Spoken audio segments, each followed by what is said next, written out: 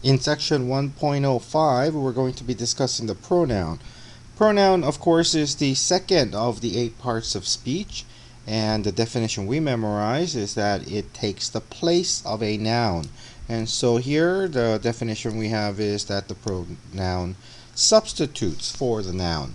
And so that means whenever you have a noun, you can replace it, as in this sentence here, John has no problems because he has no mind. What we want to make sure is that we know what the relationship is here. That when you introduce a pronoun, you must have a word here called an antecedent. And so this is a very important word. Please write it down. Antecedent, ante means before, cede means to go. It is the word that goes before that pronoun so that the pronoun can replace it. And the antecedent and the pronoun have to match in number and gender. And that's one of the key and very common question that's asked in grammar questions. So when we look at the first sentence, he butters parsnips. We couldn't just come out and say he butters parsnips unless we talked about a certain person to begin with. So before this sentence could be stated, there must have been at least one other sentence where a certain male singular person was mentioned. And what we would do is we would do a back trace within the writing until we come to that place where we can find a match for that singular masculine antecedent. In the pronouns, we have many kinds of pronouns, and these are really technical, but it is something you should know as, to be an expert of grammar. So let's go through them. I'll just mention them here, and in our videos, we're going to go through each one at a time. The first one is the personal pronoun. The personal pronoun are the ones that we are most commonly familiar with. That's the I, you, he, she, it, we, they, and so on. The demonstrative pronouns are the ones you demonstrate, the ones you use to demonstrate like which one it is, showing. And those are the 4 words, this, that, these, and those.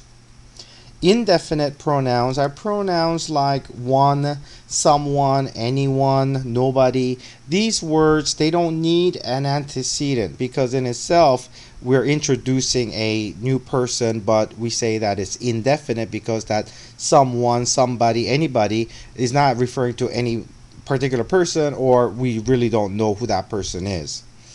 Relative pronouns are words like who, that, which. These words are used to connect a dependent clause to a main clause. We'll see that more in detail later. Interrogative pronouns are the who, which, what, the pronouns that are used to ask questions. Remember the interrogative sentence? These are the interrogating sentences, right? The questions. Numerical pronouns. Numbers like 1, 2, 3, 4 could be used as pronouns, as in 3 of the cars are red. In that case, the 3 is the pronoun, and that's the subject of the sentence. Reflective, and the book listed it as reflective, I think, and often we actually use the word reflexive. I guess they mean the same thing. Reflective pronoun is the myself, yourself, himself, and so on. Reciprocal pronouns, other special pronouns like each other, one another, and so forth. So in this video, let's just look at the first kind, which is the personal pronouns. Personal pronouns, here's my chart for the personal pronouns. The order, I'm kind of old-fashioned, so I like to insist on a certain pattern, and it's kind of a strict old-fashioned way of doing it is to list the, let's see, that would be the singular pronouns over here on the top and the plural pronouns on the bottom. And you list the first person, second person, and the third person singular. Then you list the first person, second person, and the third person singular. And the bottom are the who, whom, whose, and whose. That would be for like the interrogative pronouns or relative pronouns. Those are the forms. And so when you learn other languages, this is often the case that they'll list the pronouns, or usually pronouns in this form, so that you can match up the verb, different conjugations of the same verb according to the person. And in other languages, it really matters a lot.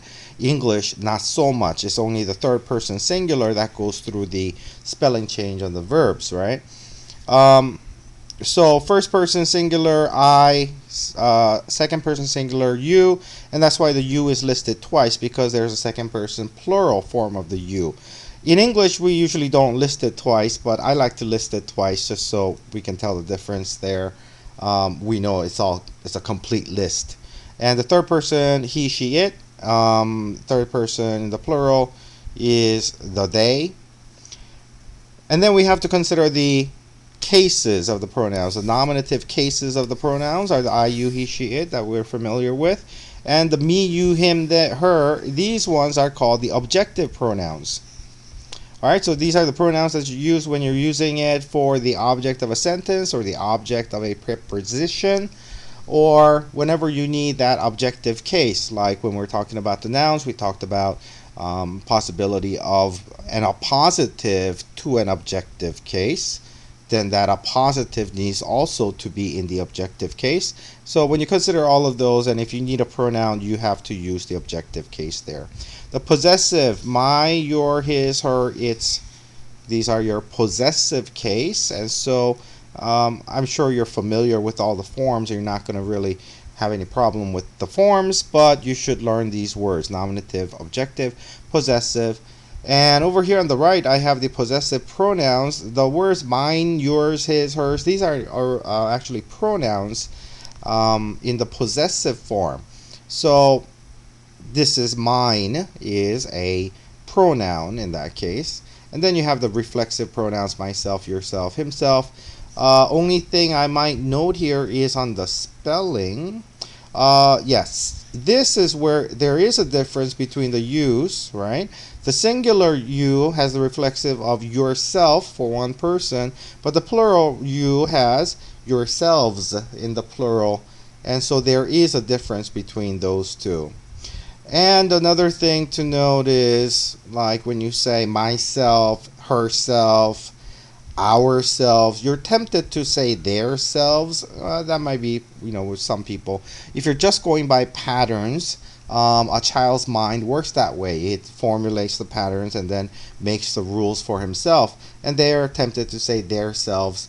But in actuality, we have to say themselves there and himself here, not his self or their selves. The book we're using is English Made Simple by Arthur Waldhorn.